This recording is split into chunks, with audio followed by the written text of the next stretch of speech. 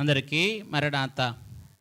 ప్రభునందు ప్రియమైన వారలారా, ఈ ప్రత్యేకమైన సమయంలో దేవుని యొక్క పరిశుద్ధ గ్రంథంలో నుంచి దేవుని వాక్యాన్ని ధ్యానించుకుందాం.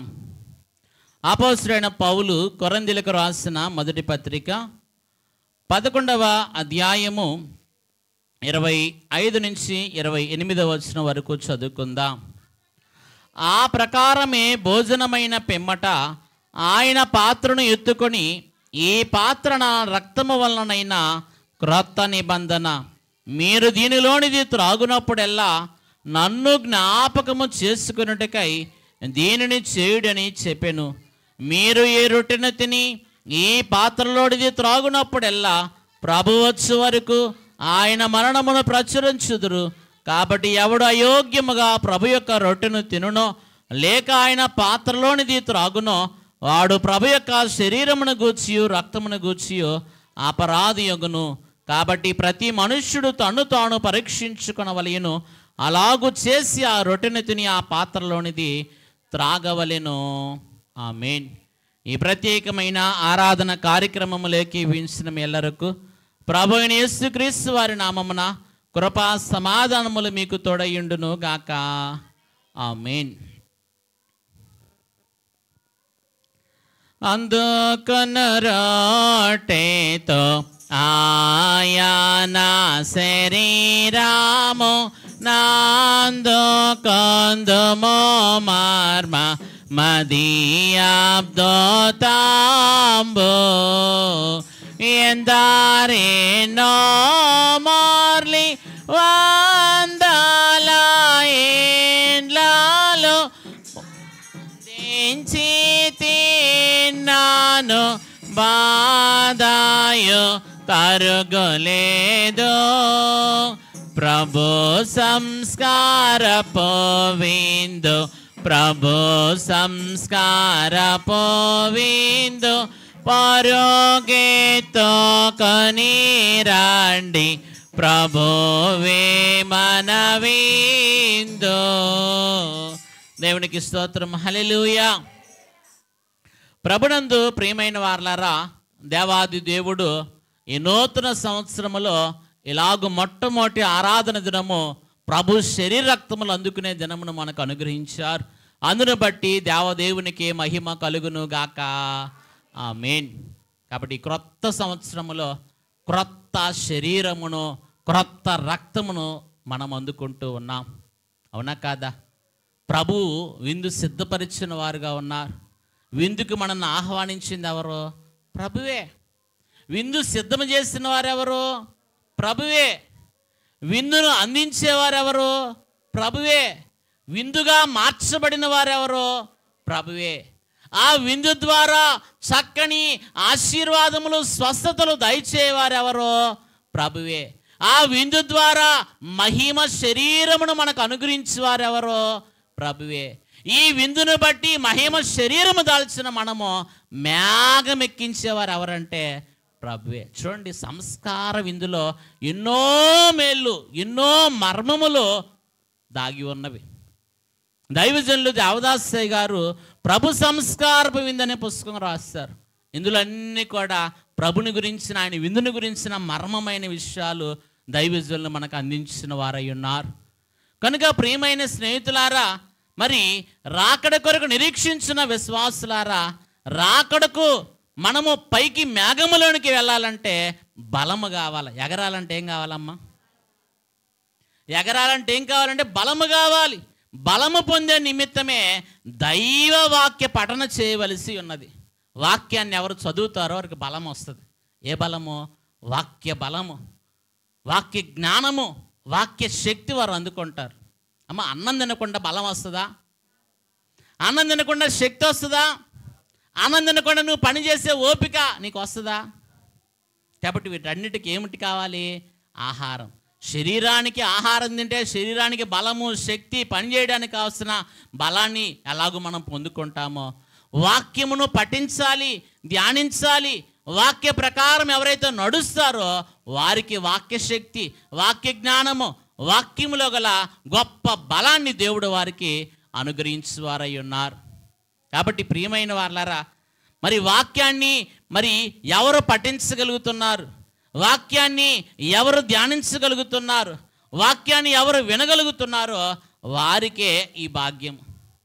దైవ గ్రంథములో రాయబడిన వాక్యాన్ని చదివేవారు, వినేవారు, ధ్యానించేవారు, దాని ప్రకారం నడిచేవారే ఏం చేయగలుగుతారు?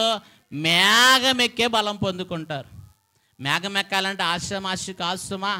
మేఘం ఎక్కడుంది? ఆకాశములో ఉన్నది. అక్కడి వరకు మనం ఎగరగలమా? మన శరీరంతో మనం ఎగరలేం. ప్రభు మన శరీరాన్ని ఎలా మార్చుకుంటాడు? తన మహిమ గల శరీరమునకు సమరూపము గల దానిగా మార్చుకుంటారు. పిలిపిలకు రాసిన పత్రిక 3వ అధ్యాయము 21వ వచనం మీరు చదువుకున్నట్లయితే, ప్రభు మన దీన శరీరమును తన మహిమ గల శరీరమునకు సమరూపము గల దానిగా మార్చుకొని మేఘంలోనికి తీసుకెళ్తాడు.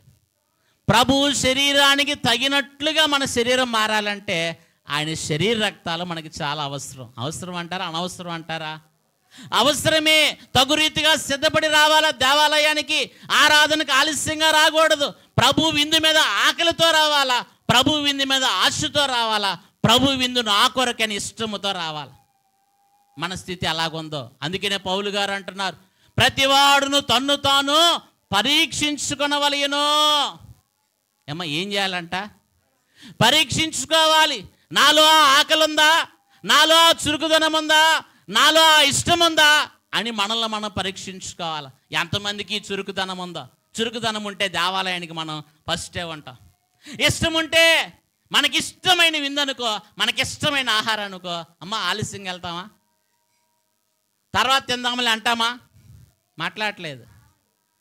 ఎప్పుడైనా మనకి ఇష్టమైందనుకో, ఎప్పుడెప్పుడు తిందామా, ఎప్పుడెప్పుడు తిందామని ఒక ఆశ, ఇష్టమో, తొందరపాటు, చురుకుదనము. కాబట్టి ప్రభు విందు అంతకంటే గొప్పది. ఈ లోక విందు ఎన్నో తింటానే ఉంటాం మనం, కానీ అన్నిటికంటే గొప్ప విందు ఏ విందు? ప్రభు శరీర రక్తములనే విందు.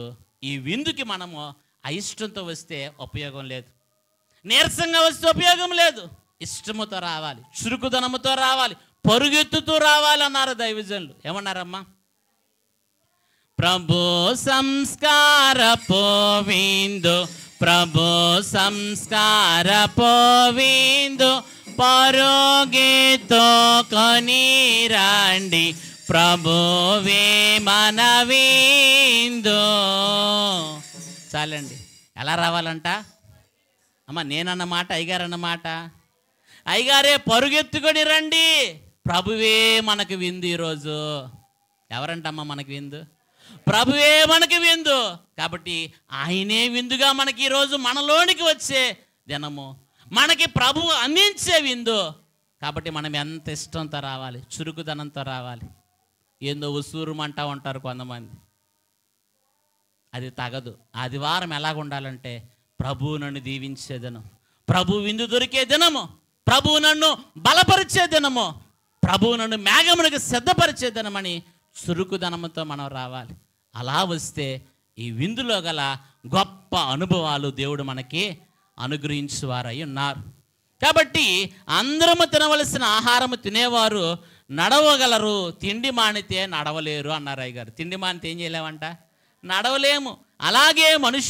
అలాగే మనము కూడా వాక్య ఆహారము వల్ల మేఘములోనికి ఎగిరే శక్తి కలుగుతుంది. కాబట్టి ఈ విందు మనము కూడదు, విందు మనము మేరకూడదు, విందును దూరం చేసుకోకూడదు. చాలామందికి ఏం ఉండదు, అన్ని రోజుల్లో ఒకలాగే. ఆదివారం యథావిధిగా వెళ్తాం, చర్చికి వస్తాం.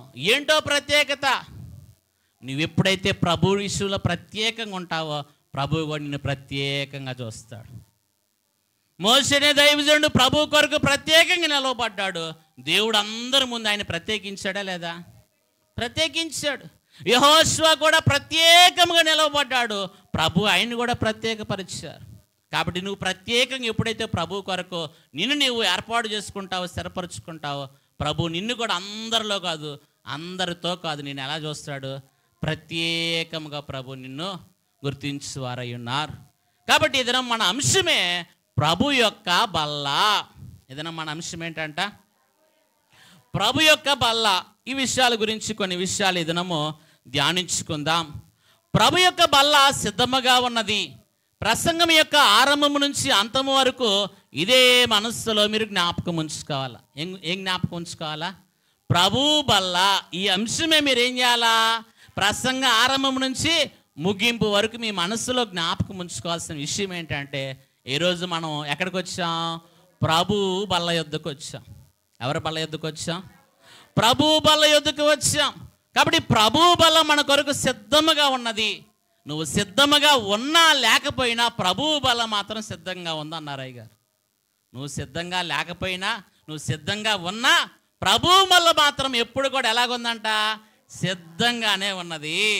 కాబట్టి మరి మనము సిద్ధముగా ఉన్నాము అనేది వచ్చే ఆదివారం అనగా ప్రభు భోజనము పుచ్చుకునుట మరి ముందు మాత్రమే కాదు, పుచ్చుకున్నట్టు ముందే కాదు, ముందుగానే మనం ఏం చేయాలి? సిద్ధంగా ఉండాలి.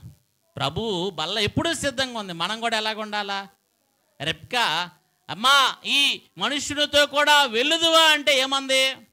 రెడీ, సిద్ధమా ఉంది. ఆలోచించుకొని చెప్తాను, సిగ్గుపడలేదు, ఆలోచించుకొని చెప్తాను అనలేదు, చాటుకు పోలేదు అన్నారు దైవజనులు. రెడీ అని అంది.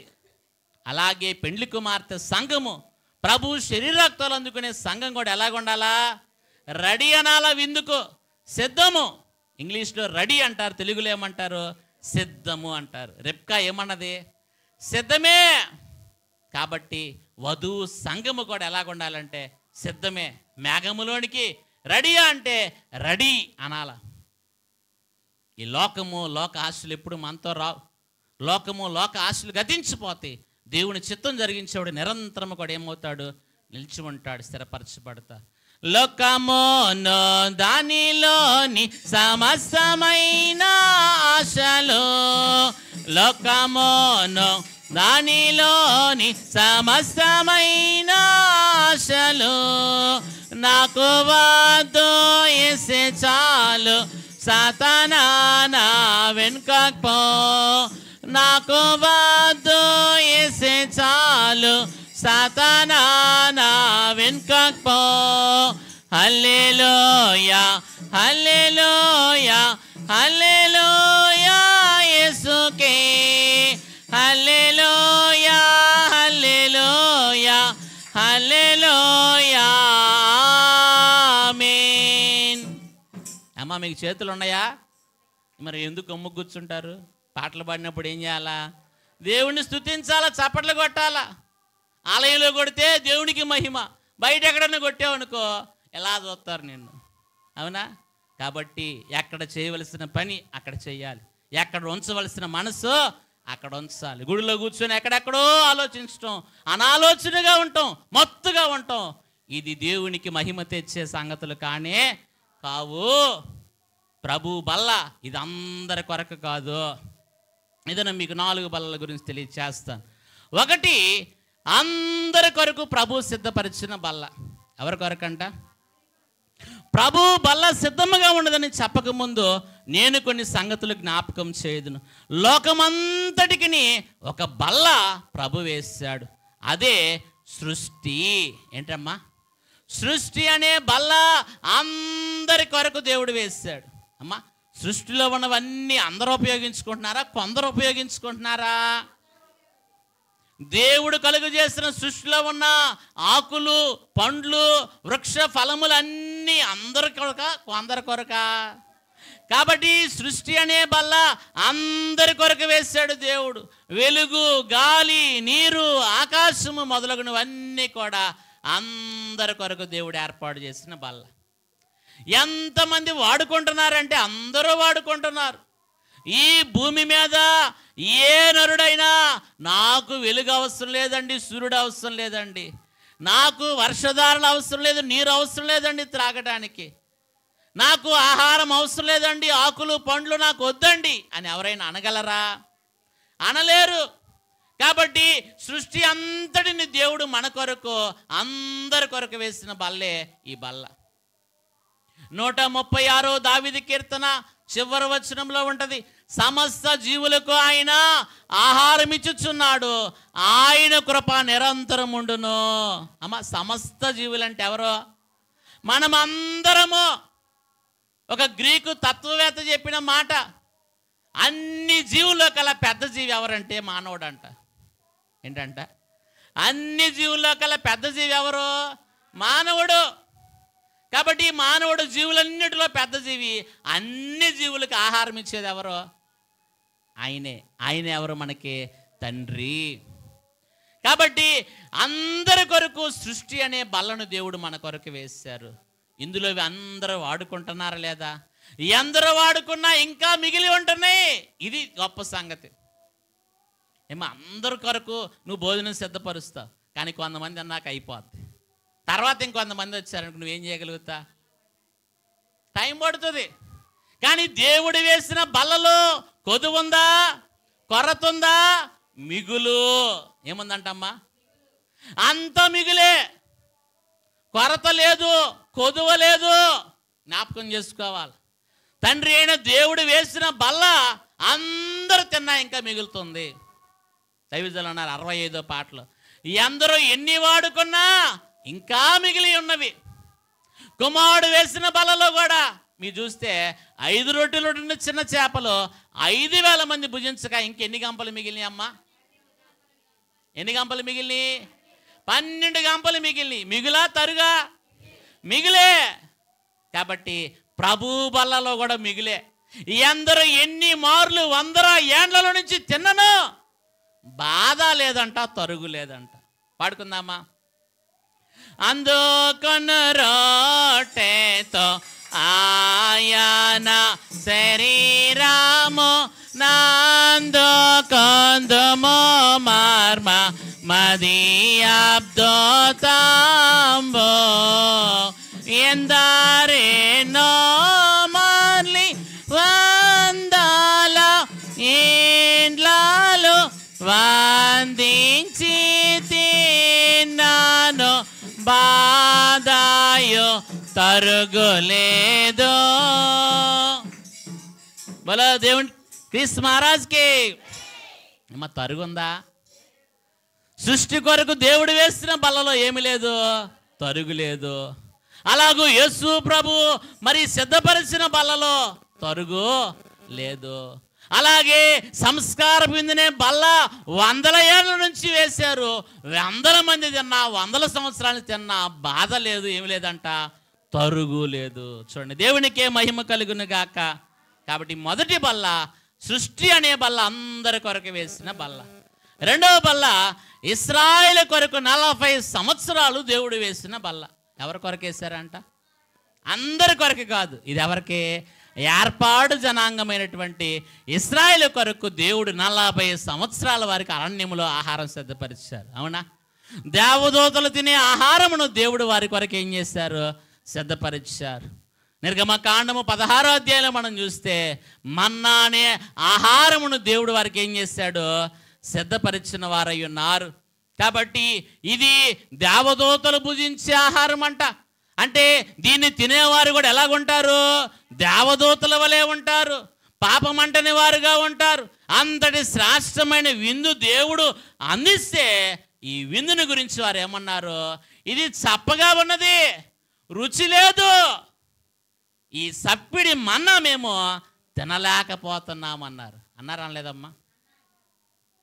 అన్నారా అనలేదా? అన్నారు. కాబట్టి దేవుడు అంటున్నాడు చూడండి, యోహాను సువార్త 6వ అధ్యాయంలో మీరు చూస్తే ప్రభు చక్కని మాట సెలవిస్తూ ఉన్నారు. యోహాను సువార్త 6వ అధ్యాయంలో ప్రభు అంటున్నారు, ఇదిగో మీ పితరులు అరణ్యములో మన్నాను తినును చనిపోయిరి. చూడండి 31వ వచనమమ్మ, 6వ అధ్యాయం 31 యోహాను సువార్త. భుజించుటకు పరలోకం నుండి ఆయన ఆహారము వారికి అనుగ్రహించెను అని రాయబడి ఉన్నట్లు మన పితరులు అరణ్యములో మన్నాను భుజించరని ఆయనతో చెప్పిరి. కాబట్టి యేసు పరలోకం నుండి ఆహారము మోసే మీకు ఇయ్యలేదు, నా తండ్రియే పరలోకం నుండి వచ్చి నిజమైన ఆహారము మీకు అనుగ్రహించుచున్నాడు. కాబట్టి చూడండి, ఇంక కింద వచనంలో ఉంటుంది, పరలోకం నుండి దిగివచ్చి లోకమునకు జీవమునిచ్చున్నది దేవుడు అనుగ్రహించు ఆహారమై ఉన్నదని మీతో నిశ్చయముగా చెప్పుచున్నానని వారితో చెప్పెను. కావున వారు, ప్రభువా ఈ ఆహారము ఎల్లప్పుడూ మాకు అనుగ్రహించమనిరి. అందుకు యేసు వారితో ఇట్లనెను, జీవాహారమును నేనే. అమ్మా, పితరులకు దేవుడు ఏమిచ్చాడు? ఆకాశము నుండి మన్నాను కురిపించారు. కానీ దాన్ని తిని కూడా వారు ఏమైపోయారు? చనిపోయారు. కారణం ఏంటి? విశ్వాసము లేక. ఏమి లేకమ్మా? విశ్వాసము లేక. ప్రభు చేసిన కార్యములను వారు మరిచిపోవటాన్ని బట్టి, ప్రభు ఎడల వారికి కృతజ్ఞత లేకపోవటాన్ని బట్టే ఈ యొక్క దుస్థితి తెచ్చుకున్నారు. కాబట్టి 40 సంవత్సరాలు దేవుడు ఇశ్రాయేలు కొరకు ఏం చేశారు? బల్లను వేశాడు, ఆహారం ఇచ్చిన వారై ఉన్నారు. కాబట్టి ఇశ్రాయేలు కొరకు మరి ఆకాశం నుండి ఆహారం వచ్చింది. అమ్మ, మనకు అక్కడున్న ఆకాశం నుంచి ఆహారం వస్తుందా? మాట్లాడాలి. ఆకాశం నుండి దేవుడు ఇశ్రాయేలు కొరకు ఏం చేశాడు? ఆహారాన్ని ఇచ్చారు. కాబట్టి ఇది ఎంత గొప్ప సంగతి. మనమందరం భూమి మీద నుంచి ఆహారం తెచ్చుకుంటాం. కానీ ఇశ్రాయేలు ఏర్పాటు జనాంగము, యూదులు, వీరి కొరకు పరలోకము ఆకాశం నుండి దేవుడు ఏమిచ్చాడు? ఆహారం ఇచ్చారు. ఇది ఎంత గొప్ప సంగతి. ఆలోచన చేయండి. భూమి మీద నుంచి మనం ఆహారం దొరికితే అబ్బా ఇదే గొప్ప భాగ్యం అనుకుంటాం. కానీ పరలోకము నుంచి ఆకాశం నుండి దేవుడు వారికి ఆహారం ఇచ్చారంటే ఎంత గొప్పగా దేవుని స్తుతించాలి వాళ్ళు. అమ్మా, అరణ్యముల వారికి ఏది తక్కువ చేయలే దేవుడు. వారికి తిండి తక్కువ చేయలా, వారికి ఏ సుఖము తక్కువ చేయలా. వారు బట్టలు ఉతుక్కోలేదు, వారి చెప్పులు తెగిపోలేదు, వారి కాళ్ళు వాయలేదు. ఎంత గొప్ప కాపుదల దేవుడు ఇచ్చారో చూడండి. 40 సంవత్సరాలు పగులు మేఘస్తంభముగా, రాత్రి అగ్నిస్తంభముగా దేవుడే వారితో ఉండి వారిని నడిపించారు. ఎంత గొప్ప సన్నిధి, ఇంత గొప్ప పొంది ఎవరికి లేదు నన్ను అడిగితే. ఏమో అవునా? ఉందంటారా? దేవుడే స్వయముగా వారి మధ్యకు దిగి వచ్చాడు. స్వయముగా దేవుడే ఆకాశం నుంచి వారికి ఆహారం ఇచ్చారు. దేవుడే వారికి సంరక్షకుడిగా ఉండి వారిని నడిపిస్తున్నాడు. అంత గొప్ప సంగతి. కాబట్టి ప్రియమైన వారలారా, ఇంత గొప్ప సంగతిని మనము వాళ్ళు ఏం చేశారు? తక్కువగా, నిర్లక్ష్యంగా. చూడండి, దేవుని కార్యాలు చాలామందికి అంత ఇంపుగా ఉండవు. లోక సంబంధమైన ముచ్చట్లు చెప్పండి, అబ్బా ఎంత చెవి బారేసుకుంటారు, ఎంత చక్కగా వింటారో, ఎంత కమ్మగా వింటారో. అటు వల్ల ఏ ఉపయోగం లేదు. ఇక్కడ మాట ఇంకో చోట చెప్పామనుకో, గొడవేగా, దెబ్బలాటేగా, తిట్లాటేగా, ఇయే ఇష్టం. దేవుని మాటలు, మధురమైన మాటలు, మనకి జీవాన్నిచ్చే మాటలు మాత్రమో ఏం చేయమో లక్ష్య పెట్టం. ఎంత విచారం.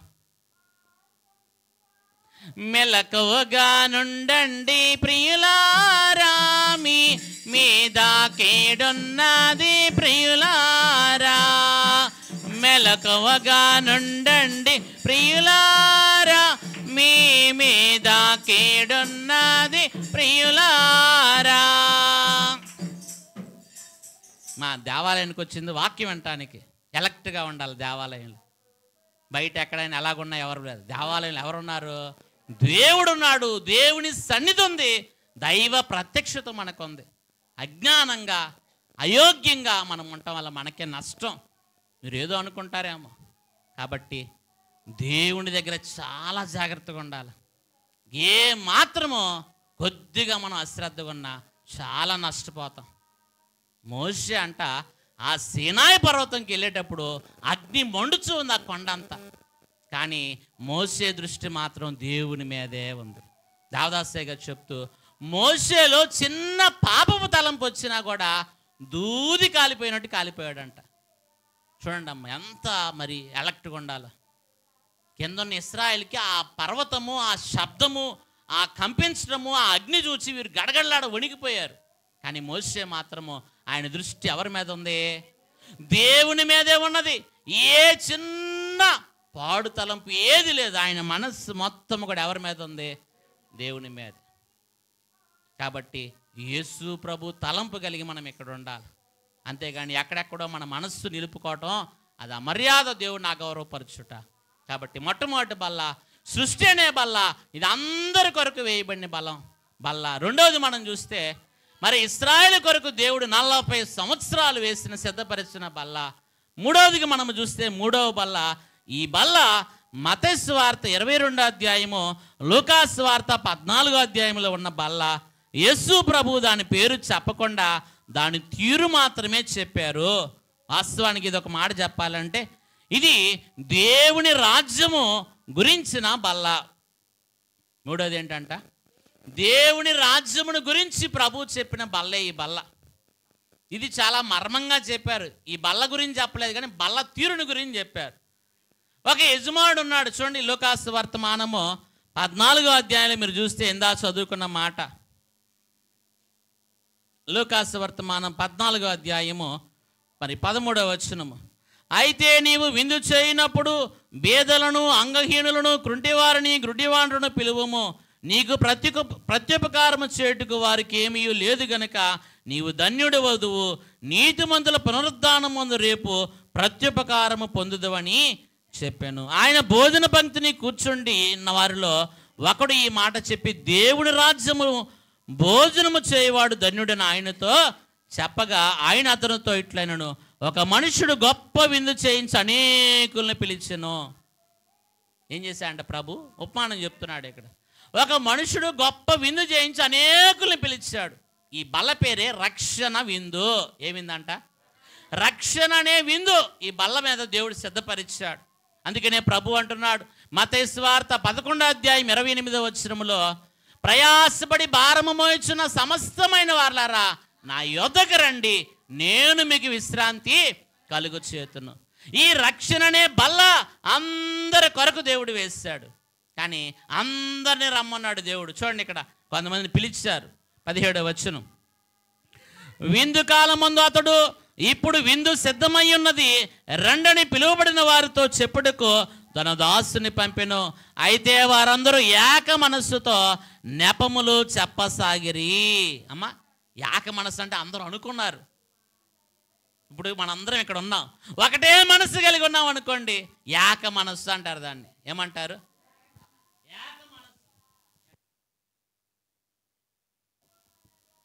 కనుక ఏక మనస్సు కలిగి అంట పిలువబడిన వారందరూ కూడా ఏక మనస్సు కలిగి నెపాలు చెప్తున్నారంట. అంటే ఏంటి?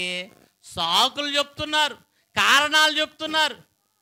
పాదిరి గారు అడుగుతాడు, ఏయ్యా దేవాలయానికి ఎందుకు రాలేదమ్మా అంటే, ఏదో ఒక సాకు ఎత్తుక్కొని వస్తాం. అవునా? ఇక్కడ విందు యజమానుడు అంటున్నాడు, అమ్మా మీ కొరకు విందు సిద్ధంగా ఉన్నది, మీరందరూ త్వరపడి రండి అని అంటే ఏం చెప్తున్నారు? వారందరూ ఏక మనస్సు అంటే అందరూ కూడబలుక్కున్నారని ఇక్కడ స్పష్టంగా రాశారు. ఏం చేశారమ్మా? నువ్వు ఒకటి చెప్పి నేను ఒకటి చెప్తే బాగుండదు, అందరం అనుకొని అక్కడే అనుకొని ఒకటి చెబుతాం. అందరు కూడా కూడబలుక్కొని ఒకడంటే ఏమంటున్నాడు? అయ్యా నేను కొత్తగా పెళ్లి చేసుకున్నానయ్యా, ఇంటి ఆవిడ చూసుకోవాలయ్యా, నేను రాలేనన్నాడు. ఇంకొక ఆయన పొలం కొనుక్కున్నానయ్యా, దాన్ని పరీక్షించుకోవాలయ్యా, నేను రానేనయ్యా. ఇంకొక ఆయన 5 జతల ఎడ్లు కొనుక్కున్నా, కాబట్టి నేనేం చేయలేను, నేను రాలేదని ప్రతివాడు సాకులు చెప్పడం మొదలుపెట్టారు. దేవదాసయ్య గారు అన్నారు, అబ్బాయి ఎప్పుడైతే మనము దేవుని విషయంలో సాకులు చెప్తామో ఈ సాకులే రేపు మేకులే కూర్చుంటే జాగ్రత్త అని అన్నారు. ఇప్పుడు బాగానే ఉంటుంది, సాకు చెప్పావా జాడిపోయావు, కానీ రేపు ఈ సాకే నీకు అడ్డుగా వచ్చి మేకుగా పట్టుకుంటుంది, అప్పుడు ఎక్కడికి తప్పించుకోలే. రేపు మేఘం నేను ఎక్కుతానయ్యా, నేను ఎక్కుతానని పట్టుకుందాం, ఎగురుతున్నావు అనుకో, మేకు పట్టుకుంటుంది. నిన్ను ఏం చేస్తుంది? మేకు పట్టుకుంటుంది. పట్టుకుంటే వదిలించుకోగలమా? వదిలించుకోవాలంటే ఏం చేయాలా? చొక్కానే జునుగుద్ది. చర్మానికి పట్టుకుంటే చర్మాన్ని చీల్చేస్తుంది. అవునంటారా కాదంటారా? కాబట్టి ప్రియమైన వారలారా, సాకుల దగ్గర దేవుని దగ్గర చెప్పొద్దు. ఎప్పుడు మనుషుల దగ్గర అబద్ధం ఆడితే ఆడారు, కానీ దేవుడి దగ్గర అబద్ధం ఆడితే తప్పించుకోలేవు. అందుకని మరి షిలోహు దేవాలయంలో మరి యాచకత్వం చేస్తున్నారు. ఎవరో సమూయేలు కూడా ఆయన దగ్గర యాచకత్వం చేశారు. చెప్తారా పేరు టక్కనా? ఏలి. ఏలి ఆయనే అక్కడ ప్రధాన యాచకుడు అనమాట. ఆయనే అక్కడ పాస్టర్ గారు, పెద్ద పాస్టర్ గారు. ఆయన దగ్గర చిన్న బాలుడు సమూయేలు పరిచర్య చేస్తున్నారు. ఏలి కుమారులు ఉన్నారు, వాళ్ళు పాస్టర్ గారులే, కానీ ఒక్కడు కూడా పాస్టర్ గారి లక్షణాలు లేవు అని బైబిల్ చెప్తుంది. వాళ్ళు వచ్చిన స్త్రీలతో అసహ్యంగా మాట్లాడటం, బలి అర్పించక ముందే పచ్చి మాంసం వాళ్ళు లాగేసుకోవటం, వచ్చిన స్త్రీలతో పాపం చేయటం, ఇన్ని భయంకరమైన పనులు చేస్తున్నారు. ఎవరో ఏలీ కుమారులు. ఈ విషయం ఎవరికి తెలిసింది? ఏలీకి తెలిసింది. తెలిసినా కూడా తన కుమారులు పిలిచి మీరు చేసే తప్పు ఇది చేయకూడదని గద్దించాడా? గద్దించలా. దేవుడి సంగతి తెలుసుకొని ఒక ప్రవక్తను పంపించి, అయ్యా జాగ్రత్త, నీ కుమారులు మీరు అయిపోతారు, పరిస్థితులు పోయినాయి, మీరు చేసే పనులు దేవుడి దగ్గర చూస్తున్నాడు, దేవుడి దగ్గరికి వెళ్ళి మీరు దిద్దుకోండి అంటే ఎవరో దిద్దుకోవాలి. చివరికి యుద్ధములో ఏలీ కుమారులు ఇరువురు చనిపోయారు. ఆ దినమునే ఆ వార్త వినిన ఈ తండ్రి కూడా ఏమైపోయాడు? చనిపోయాడు. దీనికి ముందు కుమారులతో అంటున్నాడు, నా కుమారులారా, ఎవడైనా పాపం చేస్తే దేవుడికి బలి అర్పించడానికి, వారిని సమాధానపరచడానికి మీరు బలి అర్పించి వారి కొరకు మీరు దేవుడికి ప్రార్థన చేస్తారు. మీరే దేవుని దృష్టిలో పాపం చేస్తే మీ కొరకు విజ్ఞాపన చేసేవారు ఎవర్రా అని అడిగాడు. చాలా చక్కని మాట, నాకు ఇష్టం ఇది. ఏమడిగాడు? ఎవరన్నా తప్పు చేస్తే వారు వచ్చి ప్రార్థన చేయమంటే, బలి అర్పించమంటే, వారి కొరకు నువ్వు బలి అర్పించి వారిని సమాధానపరుస్తున్నావు దేవునితో. నీవే తప్పు చేస్తే నిన్ను సమాధానపరిచేవారు ఎవరు? ఏమ్మా, ఇప్పుడన్నా దిద్దుకోవాలా? లేదు, ఈ మాటకే దిద్దుకోవాలా. కాబట్టి ప్రభు దగ్గర ఎప్పుడు సాకులు చెప్పకూడదు. వీరందరూ సాకులు చెప్పారు. అయ్యా నేను పొలం కొనుక్కున్నా. పొలం ఎక్కడ ఉంటుంది అయ్యా? భూలోకంలో ఉంటుందా, పరలోకంలో ఉంటుందా? అంటే భూ సంబంధమైనది, అవునా? రెండవది, అయ్యా నేను పెళ్లి చేసుకున్నాను అయ్యా ఒక స్త్రీని. ఎక్కడ పెళ్లి చేసుకుంటా? భూలోకంలోనే. ఈయన కూడా ఎవరు? భూ సంబంధి. మూడు, ఆయన 5 జతలు ఎడ్లు కొనుక్కున్నానయ్యా, వాటిని దున్నుకోవాలి, పరీక్షించుకోవాలి నేను. ఎడ్లు ఎక్కడ ఉంటాయి? ఇది కూడా అంటే ఈ ముగ్గురు కూడా ఎవరు? భూ సంబంధమైన మనుషులు. కొలస్సీలకు రాసిన పత్రిక 3వ అధ్యాయంలో ప్రభు అంటున్నాడు, ఇదిగో మీరు పై సంబంధమైన వాటి మీద దృష్టి ఉంచాలి కానీ భూ సంబంధమైన వాటి మీద మీ దృష్టిని ఏం చేయకూడదంట? నిలపకూడదు. కొలస్సీలకు రాసిన పత్రిక 3వ అధ్యాయంలో మీరు చూసినట్లయితే 3వ అధ్యాయం ప్రారంభం, మీరు క్రీస్తుతో కూడా లేపబడిన వారైతే పైనున్న వాటినే వెతుకుడి. కాబట్టి 2వ వచనం, పైనున్న వాటి మీదనే కానీ భూ సంబంధమైన వాటి మీద మనస్సు పెట్టుకొనకుడి. ఇప్పుడు చెప్పండి అమ్మా, వీళ్ళ మనస్సు అంతా దేని మీద పెట్టుకున్నారు? భూ సంబంధమైన వాటి మీద మనస్సు పెట్టుకొని ఏక మనస్సు అంట సాకులు చెప్పడం మొదలుపెట్టారు. అప్పుడు ప్రభు అన్నారు, నేను సిద్ధపరిచిన అందరి కొరకు, కానీ పిలువబడిన వారు ఎవరు కాదు? పాత్రులు కారు. మీరు వెళ్ళండి, సంత వీధులకు వెళ్ళండి, రాజమార్గంలోకి వెళ్ళండి, మీ కుంటి వారైనా అంగహీనులైనా బుద్ధిహీనులు ఎవరున్నా కానీ అందరినీ కూడా ఎక్కడ పిలవమన్నారు? రక్షణ అనే విందు కొరకు ప్రభు అందరిని పిలుస్తున్నాడు. కానీ ఎవరు ఈ విందుకు వస్తారో, విందుకు వచ్చిన వారికి దేవుడు రక్షణ అనే వస్త్రాన్ని ఇస్తారు. ఏ వస్త్రం ఇస్తారమ్మా? రక్షణ అనే వస్త్రం ఇస్తారు. ఆ వస్త్రము లేకుండా నువ్వు ప్రభు ఎదుట నిలబడితే ప్రభు దృష్టికి నువ్వు యోగ్యుడు కాదు. చూడండి, మత్తయి సువార్త 22వ అధ్యాయంలో ప్రభు స్పష్టంగా చెప్పాడు. అక్కడ మత్తయి సువార్త 22వ అధ్యాయంలో మనం చూసినట్లయితే 22వ అధ్యాయము 12వ వచనము,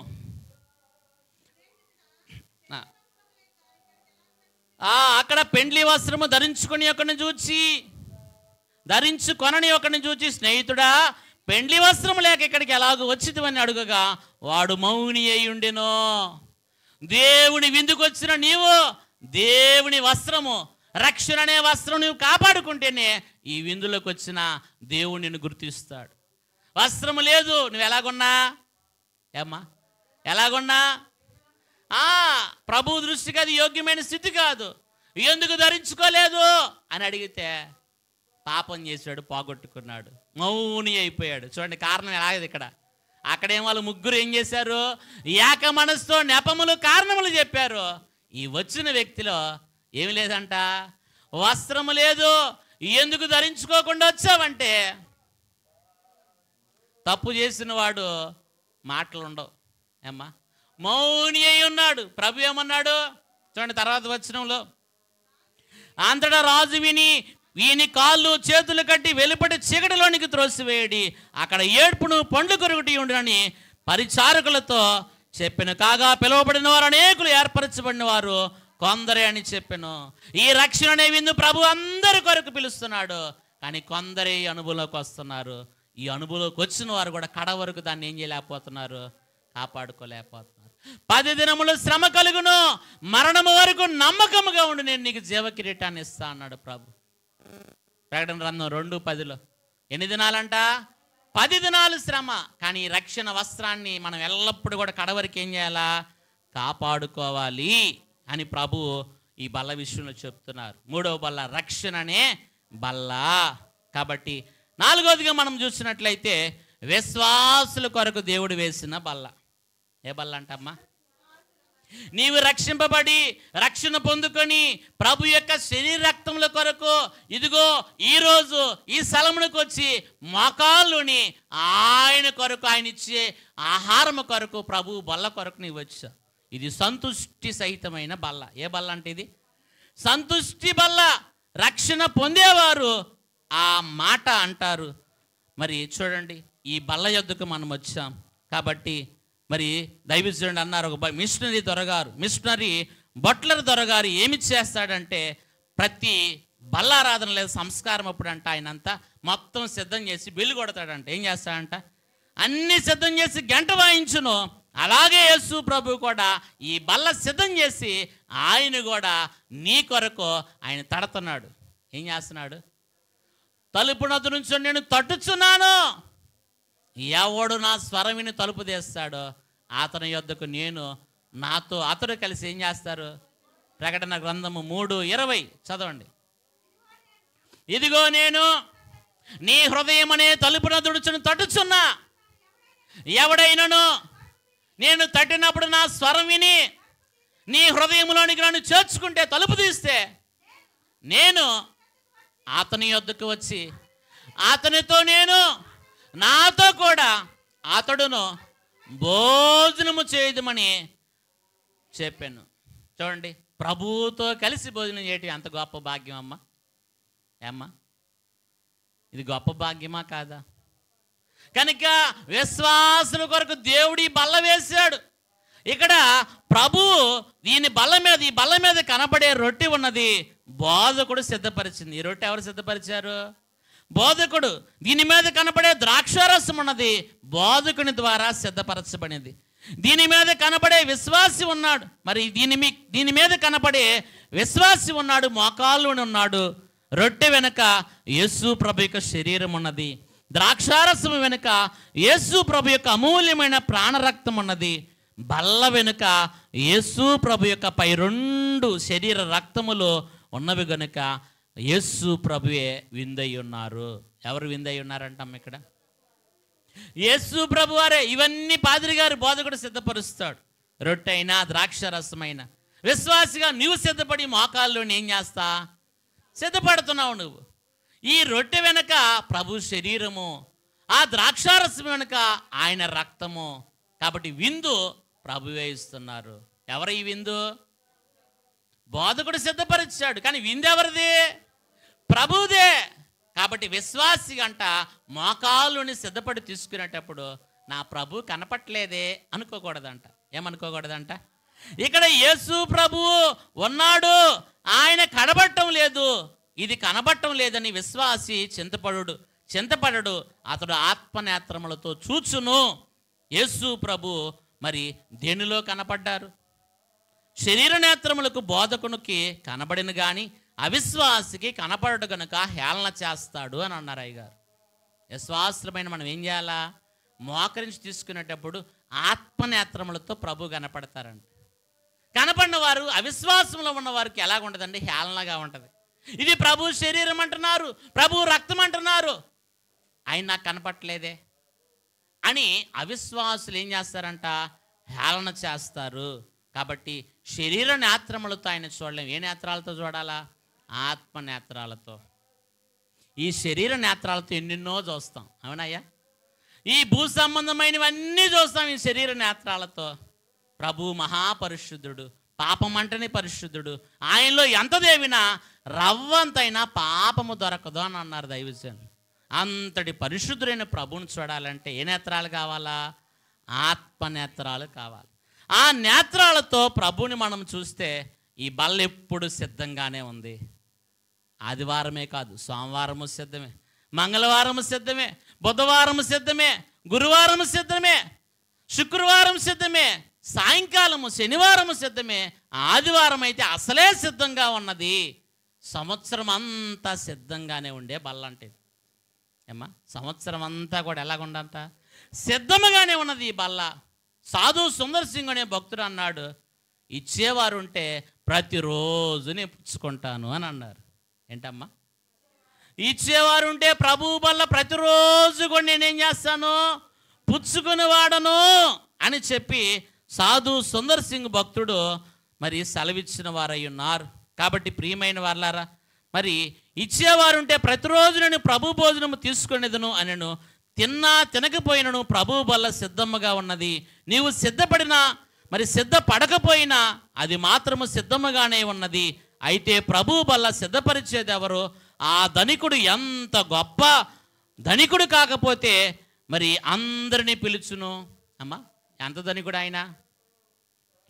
ఈ భూప్రపంచంలో ఎంతమందికి ఆహారం ఇస్తున్నాడు ఆయన. ఆయన ఎంత ధనికుడు! ఏమో, మీ ఊరు వారందరికీ భోజనం పెడితే వాళ్ళే గొప్ప ధనికులు అంటారు. ప్రపంచం అంతటికి ఉన్న క్రైస్తవ సంఘానికి ఆయన భోజనం పెడుతున్నాడు. సంఘం ఎంత ఉంది? కోట్ల సంఖ్యలో ఉన్నది. ఎంతమందికి పిలిచి భోజనం పెడుతున్నాడు అంటే ఆయన ఎంత ధనికుడు! ఆలోచన చేశారా? ఎంత ధనికుడు ఆయన! అమ్మ, నేను అడుగుతున్నా, ప్రపంచంలో ఉన్న వాళ్ళందరికీ భోజనం పెట్టే గొప్పవాడు ఎవడన్నా ఉన్నాడా? మాట్లాడండి. మరి ప్రభు ఎంత గొప్పవాడు అన్నప్పుడు ఎంత గొప్పగా సంతోషంతో చప్పట్లు కొట్టాలి అంటే మీకు అర్థం కాలేదన్నమాట ప్రశ్న. ప్రపంచం మొత్తానికి భోజనం పెట్టేవారు ఎవరన్నా ఉన్నారని అడుగుతున్నా, సవాల్. అందరూ తృప్తిగా అమ్మయ్య ఎంత మంచి భోజనం పెట్టి అనగలరా? ఇంతమందికి భోజనం సిద్ధపరిచే వంట సిద్ధపరిచేవారు ఎవరన్నా ఉన్నారా? చూడండి, అందరికీ ఏకకాలంలో ఏ సమయానైనా రెడీ సిద్ధంగా ఉన్నది. మీరు వచ్చి విందు తీసుకోవటమే మీ పని. బల్ల మాత్రం ఎప్పుడు కూడా ఎలాగుంది? సిద్ధంగానే ఉంది. కాబట్టి ఆయన ఎంత ధనికుడు! ఆయన శ్రీమంతుడైన దేవుడు. ఆయన ఎవరంటమ్మా? దైవజనులు పాడుకున్నారు, నాకేమీ కొదవా నాదుడుండా ఇక నాకేమీ కొదవా నాదుడుండా శ్రీకరుండగు దేవుడేనా శ్రేష్ఠ పాలకుడు నా ఏక రక్షకుడు గనుక నాకేమీ కొదవా నాదుడుండా. బోలో క్రిస్ మహారాజ్ కి. ఎవరంట ఆయన? శ్రీమంతుడైన దేవుడు. ఎవరంటమ్మా ఆయన? శ్రీమంతుడగు దేవుడు, మన దేవుడు. కాబట్టి ఆయన ఎంత గొప్ప ధనికుడు, ఎంతమందికి భోజనము సిద్ధపరుస్తున్నాడు. కాబట్టి ప్రియమైన వారలారా, మనము ఈ గొప్ప విందును నిర్లక్ష్యం చేస్తే రేపు ఆ విందు దొరకదు. ఏ విందు దొరకదంట? పరలోకములో 7 ఏండ్లు ఆయన లక్షణాలు మరి అందుకునే, ఆయన లక్షణాలు స్తుతించే విందులో దూరం అయిపోతాం. కాబట్టి ఈ విందు ఎప్పుడు కూడా ఏం చేయకూడదు? దూరం చేసుకోకూడదు. కాబట్టి ఒకటి, ప్రభు సృష్టి అందరి కొరకు వేసిన బల్ల, ఇది అందరూ అనుభవిస్తున్నారు. రెండవది, ఇశ్రాయేలు కొరకు 40 సంవత్సరాలు దేవుడు వేసిన బల్ల. మూడవది, రక్షణ అనే బల్ల. అందరి కొరకు ఈ రక్షణ అనే బల్ల. ప్రభు అందరి కొరకు వచ్చాడు, అందరిని రక్షించాలని వచ్చాడు. కానీ కొంతమంది ఏం చేస్తున్నారు? రక్షణ తీసుకోమ్మా, బాప్తిసం తీసుకోమ్మా, ప్రభు నీ కొరకు వచ్చాడమ్మా, నీ కొరకే వచ్చాడు నాయన అంటే ఏమంటున్నారు? ఇప్పుడు అప్పుడేలా కాదులే పాస్టర్ గారు, ఇంకా మాకు చాలా ఉండే కోరికలు. మా అమ్మాయి పెళ్లి చేయాలి, మా ఇల్లు కట్టుకోవాలి, ఎన్నెన్నో చెప్తాం సాకులు. అయ్యా, ఇలా చెప్పలేదా? బైబిల్లో ఉన్న మాటే నేను చెప్తుంది. ఈ రక్షణ విందు సిద్ధంగా ఉందని ప్రభు పిలిచిన వారిని రమ్మన్నాడు. ఏమంటున్నారు? అయ్యా, సాకులు చెప్తున్నారు. అందరూ కూడబలుక్కున్నారు, ఏక మనసుతో చెప్తున్నారు. వాక్యంలో స్పష్టంగా రాశారు. అయ్యా, నేను భూమి కొనుక్కున్నా, పొలం కొనుక్కున్నా, ఒక ఆయన 5 జతల ఎడ్లు కొనుక్కున్నా, ఒక ఆయన పెళ్లి చేసుకున్నా, ఆమెను చూసుకోవాలా, నేను రాలేదు. ఎన్నో సాకులు. కాబట్టి ప్రియమైన వారలారా, సాకులు నేటి కాలంలో చాలామంది చెప్తారు. సమయం నువ్వు అనుకున్నట్టు నేను అనుకుని ఉండదు. రేపేం జరుగును ఎవరికీ తెలియదు.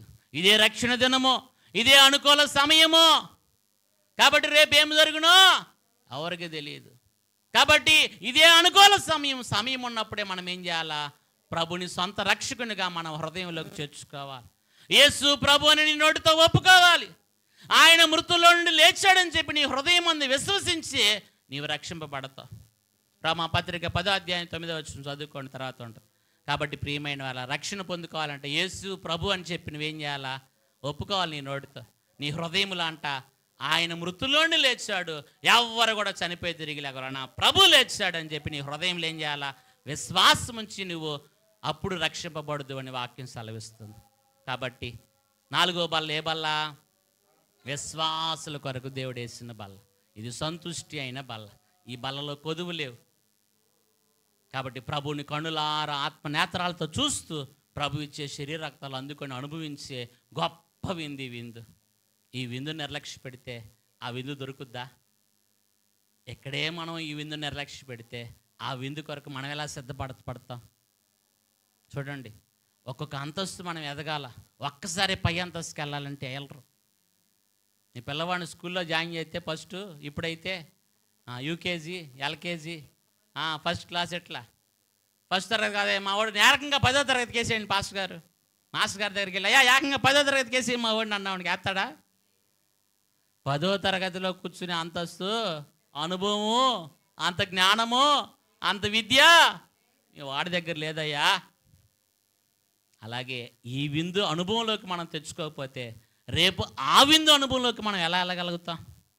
కాబట్టి ప్రియమైన వాళ్ళారా, అలాగూ ప్రభు సిద్ధపరిచిన బలలో యోగ్యత కలిగి మనల్ని మనం పరీక్షించుకొని మన రక్షణ అంతస్తును కాపాడుకుంటూ కృతజ్ఞతతో ఆత్మనేత్రములతో ప్రభువును చూస్తూ ఆయన ఇచ్చే బలలో మనం చేయి వేస్తే రేపు అక్కడ తీర్పు పొందే వరుస మనది కాదు.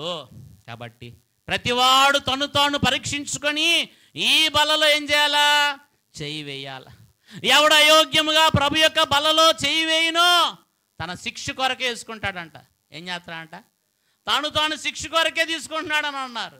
కాబట్టి తన్ను తాను ప్రతివాడు పరీక్షించుకున్నట్లయితే రేపు తీర్పు పొందకపోదుము అని చెప్పి కొరింథీయులకు రాసిన మొదటి పత్రిక 11:31లో ప్రభు అంటున్నాడు. కాబట్టి ప్రతివాడు పరీక్షించుకొని తీసుకుంటే తీర్పు పొందకపోదు. కాబట్టి అలాగూ మనల్ని మనం పరీక్షించుకొని అలాగూ ప్రభు విందులో పాల్గొనే గొప్ప ధన్యత దేవాది దేవుడు మనకు అనుగ్రహించును గాక. ఆమేన్. పరిశుద్ధుడా, ప్రేమ కలిగిన తండ్రి, మీకు వందనాలు. చెప్పండి, వాక్యం బిడ్డల హృదయాల్లో ముద్రించుము, నూరంతులుగా ఫలింపు చేయండి అయ్యా. అయ్యా, ఇదిగో అందరి కొరకు నీ వేసిన బల్లే సృష్టి అనే బల్ల. రెండవది, ఏర్పాటు జనాంగమైన ఇశ్రాయేలు కొరకు 40 సంవత్సరాలు ఆకాశం నుంచి ఆహారం ఇచ్చావు నాయనా, మీకు వందనాలు. మూడవది, దేవా, రక్షణ అనే విందు అందరినీ మీరు పిలుస్తున్నారు ఈ విందుకి.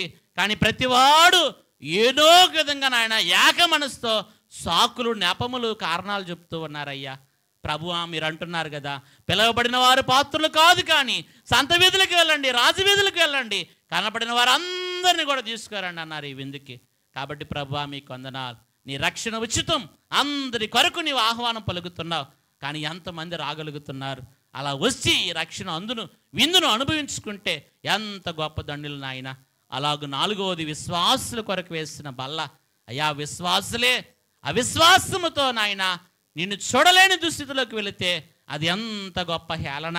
కనుక ఆత్మనేత్రాలతో నిన్ను చూచుచు, అయ్యా, ఈ రొట్టె వెనుక ప్రభు శరీరం ఉన్నది, ఈ ద్రాక్షారసం వెనుక ప్రభు రక్తం ఉన్నదని విశ్వాసముతో నిన్ను చూచి నీవు అందుకునే అనుభవంలోకి ప్రతి వారిని నడిపించి మీరే ప్రతి వారు పరీక్షించుకొని తమ్మును తాము సిద్ధపరచుకొని బలలో చేయగలిగిన అనుభవం, అంతస్తు ఆయన వచ్చిన వారందరికీ దయచేయమని మా మంచి విందు యజమానుడు, మంచి బోధకుడైన యేసు నామమున అడుగుచున్నాము తండ్రి.